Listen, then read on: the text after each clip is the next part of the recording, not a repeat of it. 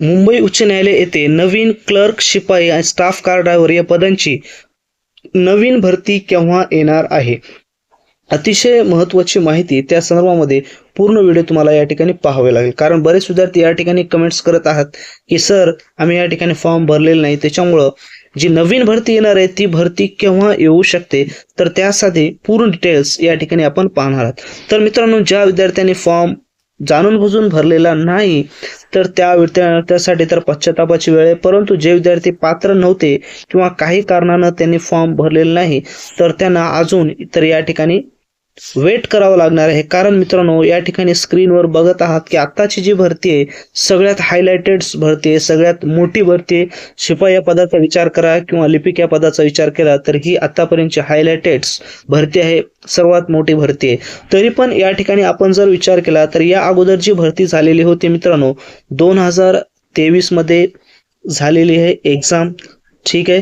त्याच्यानंतर पुढे जर विचार केला लागलीस 2025 मध्ये आणि लागलीस या ठिकाणी 2026 मध्ये, अशा प्रकारच्या या ठिकाणी भरत्या झालेल्या आहेत.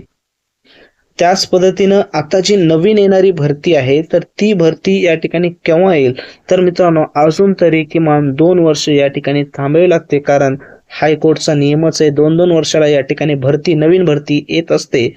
कारण ही भरती नवीन भरती निघाल्याच्या नंतर त्याची पूर्ण प्रोसेस होण्यासाठी मिनिमम 2 वर्ष लागतात, त्याच्यानंतर नवीन भरती येते. तर त्याच पद्धतीनं आता जी नवीन भरती आहे आपली ही भरती आलेली आहे 2026 मध्ये, तर दुसरी जी भरती आहे जवळपास 2028च्या एंडिंग मध्ये या ठिकाणी भरती येऊ शकते. त्याच्यामुळं अजून तरी तुम्हाला 2 वर्ष या ठिकाणी वेटिंग करावे लागणार आहे.